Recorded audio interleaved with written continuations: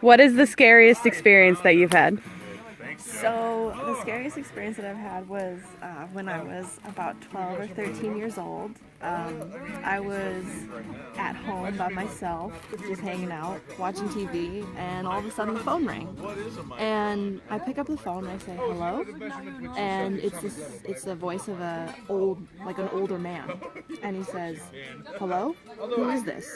Out of you know a, a quick response, I say, "This is Tiffany."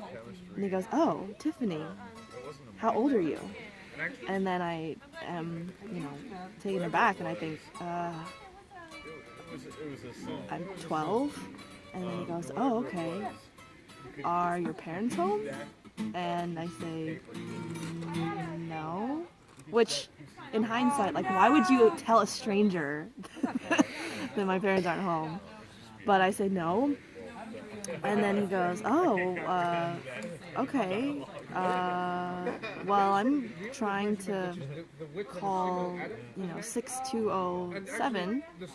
And then I say, "Oh, you have the wrong number. This is 6203." And then he goes, "Oh, my mistake. Okay. So what are you doing?" And he's clearly like not getting off the phone with me. And I go, "Nothing." And he goes, "Oh, okay. Well, Tiffany, you have a good rest of the day." And he hangs up. And I get a little bit freaked out, and so I do what, 12, 13-year-old girls do, call their best friend. So I immediately call my friend Kelsey, and Kelsey's my best friend who lives down the street, and I go, "Kelsey, someone just called and it was really weird." And I tell her what happened, and she says, "Tiffany, you shouldn't have told him your name. You shouldn't have told him the fact that your parents aren't home, and you should have told him your actual phone number, because now he knows that you're alone, and he can look up your address with your phone number on the internet." And I'm like, "No, he can't." She's like, "Yeah, no, that's a thing." Maybe an hour later, the phone rings again. I answer, "Hello? Hey, Tiffany, it's the man." And I'm like, "Oh my God, what, like," and this time I think, "Oh my God, he's trying to get more information, he's gonna come over, I don't know." So I try to take the approach of being non-responsive, and he goes, "So, what are you doing?" And I'm like, "Nothing." And he goes, "Oh, okay. Well, are your parents home?" And this time I just don't respond. There's just silence on the phone. And I'm listening for something to happen. And he's listening for something to happen. And then after what felt like, minutes, he says, "Okay, well, I'm going to go now. Bye." And he hangs up. And I get off the phone and I think, what the fuck is happening? So then I call my friend Kelsey again. I go, "Kelsey, guess what? He just called me." And she goes, "No, he didn't. He just called you again?" And I said, "Yeah, and he said my name." And then, I wait around for my parents to come home. And finally they do. And I do my normal routine. And I get on the computer, and I start searching to see if Kelsey's right. Can people find your address based on your phone number? And I'm searching on the computer, typing away, and at this point it's late in the evening, it's pitch black outside, and my bedroom window is near my computer, and all of a sudden I hear this noise outside. And I kind of hesitate, and I think, no, your mind is just playing tricks on you after what happened today. It's nothing. The next thing I know, I hear scratching on the window screen that's near my face, and I immediately go into freeze mode. And my head is just thinking like a million things, thinking like that guy is outside, or like something is happening, and I just keep hearing this scratching, and I'm like, oh my God. And I could either look to the right and just stare outside to see what it is, or I could run. And I go with running. So I turn to the left and I start running outside my room, and I go straight into my parents' bedroom and I go, Mom, Dad, there's something outside of my window. And I'm really distressed, I'm really scared. And my dad gets up and he's like, no, Tiffany, there's nothing outside, we're gonna go check it out. He opens the back door and pushes me out.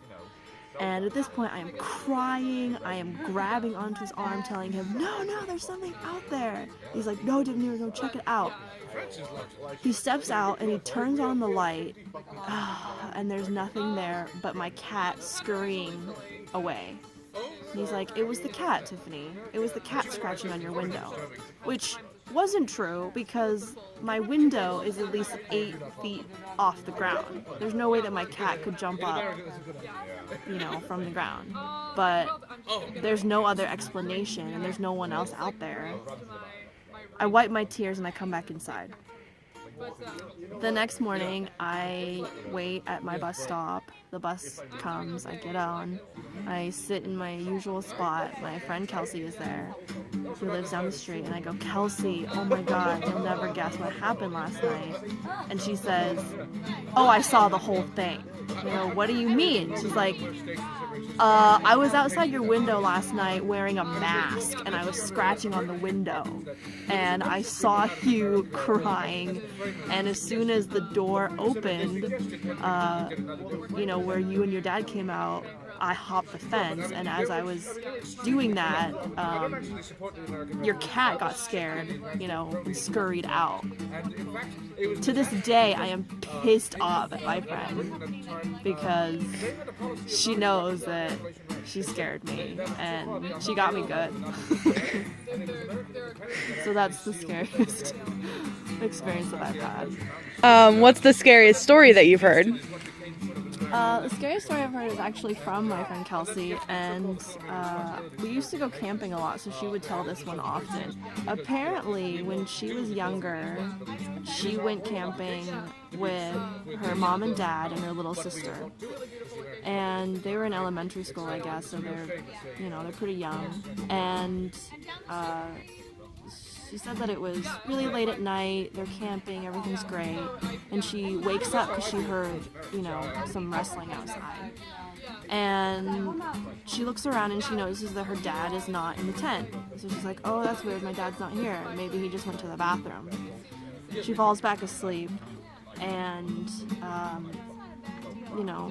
later on, she's woken up by the sound of her dad in a distress, and he says, Kim's her mom, Kim, grab the kids, we're getting in the car and we're leaving. And she wakes up and she's like, what's happening? And he's like, just don't worry about it, just get in the car, we're going.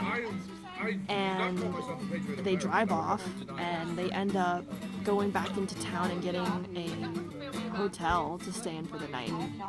And they actually never told Kelsey and her little sister what happened until years later, because they were so scared by what actually happened, and they didn't want to scare the kids.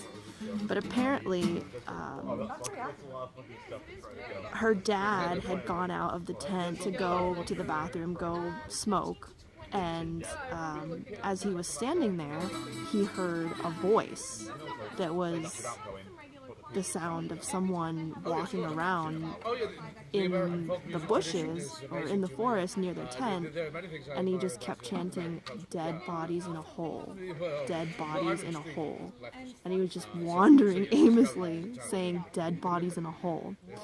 So her dad got so scared that as soon as the guy started kind of wandering away, he immediately grabbed his family, got into the car, and left all of their things. So ever since then, they started camping with people they know, and camping in groups.